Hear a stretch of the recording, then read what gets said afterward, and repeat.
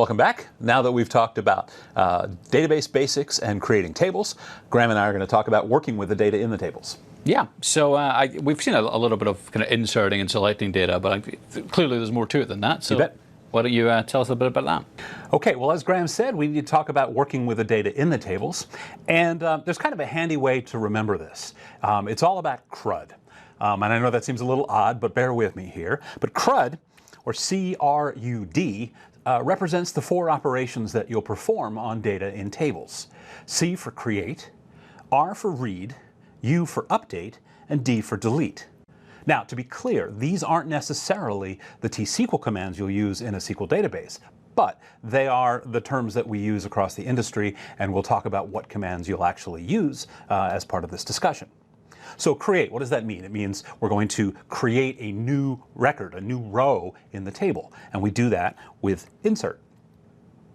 And we'll talk about and see some demos of insert and a few different variations of it as part of our work here. So to create is to insert a new row into the table. You're creating a new employee or a new product or a new transaction in a transaction table. Now, the reverse is to pull out the data and look at it, and that's to read the data. And to read in T-SQL, we select. And you saw a bit of that in the last module, as you did insert, but we'll look at some special cases of it coming up. So we've got create for insert, we've got read for select. To update, well, there's not much of a change here.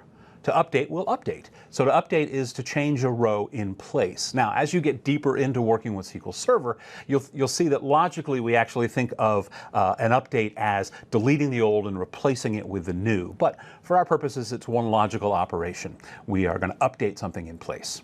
So C, R, U, and now D for delete. And again, not much of a change here in terms of the language. To delete is to remove the row, the entire row. There's not a way to say delete column 1 and column 3, but leave column 2 there. If you need to make modifications like that, you're leaving the row in place, and so that's an update. All right, so CRUD, C-R-U-D, create, read, update, and delete, or in SQL Server, insert, select, update, and delete. All right, well, that all sounds pretty good. I'd like to see some of that in action, so I guess you've got a demo up your sleeve for us? I do. Let's take a look at some CRUD. Great.